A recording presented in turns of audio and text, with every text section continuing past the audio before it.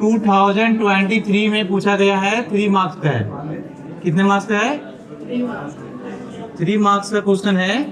लिखा हुआ है क्वेश्चन, देखिए, find the value of p for which 1 roots of the quadratic equation px square minus 14x plus 8 equals to 0 is 6 times other.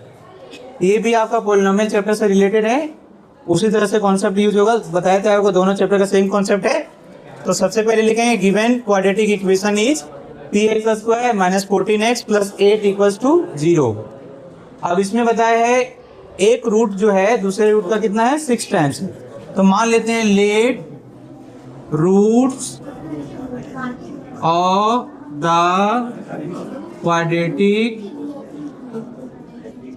Equation is, sorry are, कौन कौन सा होगा? एक को मान लेते हैं अल्फा है, दूसरे का है बीटा है। एक हो गया आपका अल्फा और दूसरा हो गया आपका बीटा।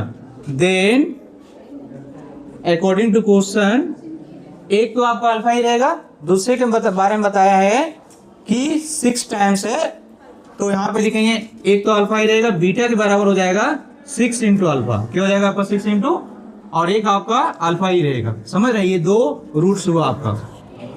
अब यहाँ पे क्या बताया गया? Find the value of p for which 1 roots of the quadratic equation px square minus 14x plus 8 equals to 0 is 6 times other. ये 2 रिलेशन आपके पास है।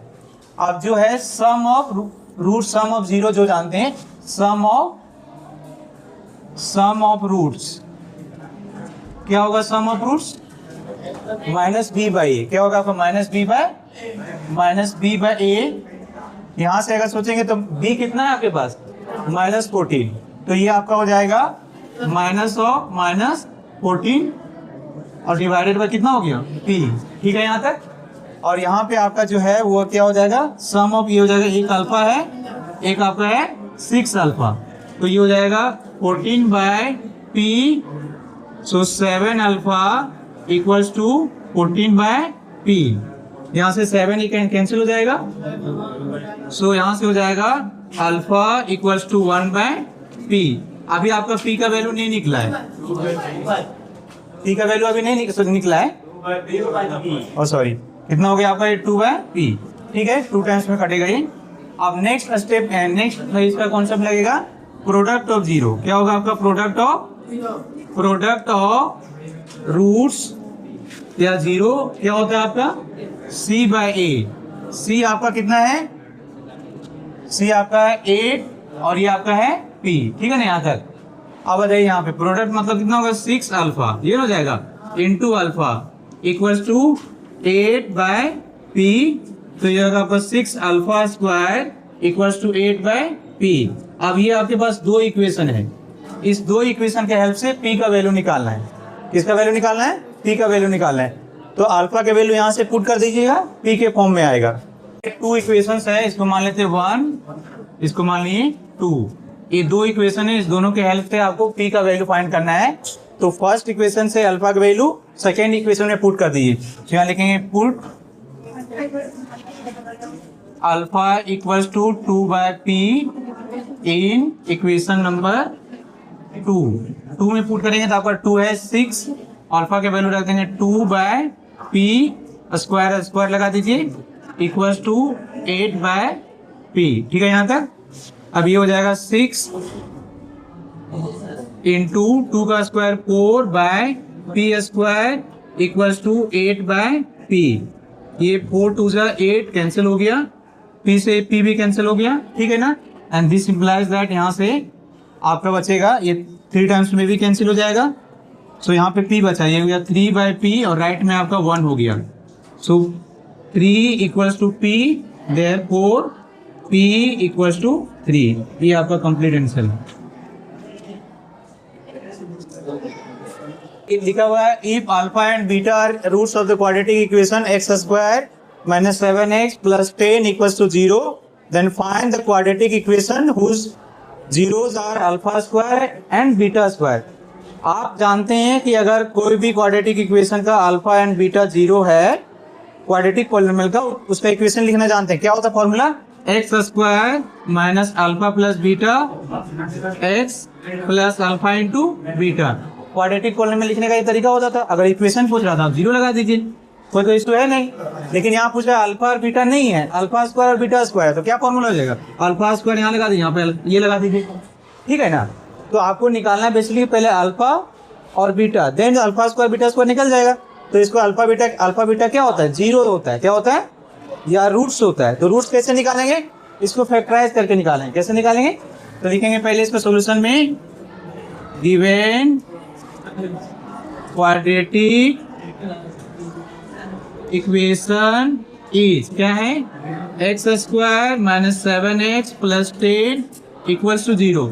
इसको फैक्टराइज करेंगे first into last, first and last को मल्टीप्लाई करते हैं, उसके बाद करते हैं बीच को ब्रेक करते हैं, स्प्लिट करते हैं ना। तो लिखेंगे x square minus 5x minus 2x plus 10। इसको ऐसे लिखेंगे, ये समझ में आ रहा है ना। 7x को लिखेंगे माइनस 5x माइनस 2x, तब जाके ऐड सब्ट्रैक्ट करने पे तो ये आ जाएगा, मल्टीप्लाई करने पे 10x स्क्वायर आना चाहिए, वो भी आ रहा है। अब इसमें कॉमन लेंगे, सो x कॉमन ले लिए तो हो जाएगा x माइनस 5। इसमें से 2 कॉमन आएगा, माइनस अगर है तो माइनस भी आएगा, तो 2 कॉमन आया यहाँ से और यहाँ बचेगा x माइनस 5 इक्वल टू 0। अब ये जो फैक्टर है x माइनस 5 दोनों जगह है, तो x माइनस 5 कॉमन लेंगे तो यहाँ बचेगा x माइनस 2 इक्वल्स टू 0। ठीक है यहाँ तक। अब इसमें जानते हैं कि एक बार x माइनस 5 इक्वल टू 0 होगा और दूसरा x माइनस 2 इक्वल्स टू 0 होगा। तो यहाँ से निकलेगा x इज इक्वल टू 5 और यहाँ से निकलेगा x इक्वल टू 2। तो इसका मतलब इसका रूट्स क्या हुआ? देयरफॉर रूट्स आर, इसका रूट्स हुआ 5, 2। इसको मान लेंगे, एक को मानेंगे अल्फा बराबर 5 एंड बीटा बराबर कितना मान लेंगे? इसको 2 मानेंगे। आपको निकालना है क्वाड्रेटिक इक्वेशन या क्वाड्रेटिक पॉलिनोमियल जिसका जीरो या फिर रूट्स क्या है? जीरो क्या है? Alpha square plus beta square. Quadratic equation निकालना जिसका जीरो ही है, ठीक है। यहाँ पे उसका फॉर्मूला क्या होगा? लिखेंगे क्वाड्रेटिक इक्वेशन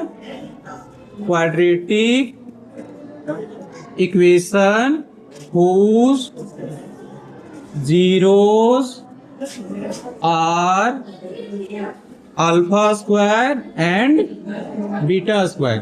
इसका जो फॉर्मूला होगा वो होगा आपका x square minus alpha square plus beta square x plus alpha square beta square. ये इसका फॉर्मूला हो गया क्वाड्रेटिक इक्वेशन का। अब आपको अल्फा स्क्वायर यहाँ से निकल जाएगा, क्या हो जाएगा? अल्फा बराबर अगर 5 दिया हुआ है तो अल्फा स्क्वायर बराबर कितना हो जाएगा? 25। बीटा बराबर अगर 2 दिया तो बीटा स्क्वायर बराबर कितना हो जाएगा? 4 हो जाएगा। तो यहाँ से लिखेंगे x square minus of alpha square का वैल्यू कितना है?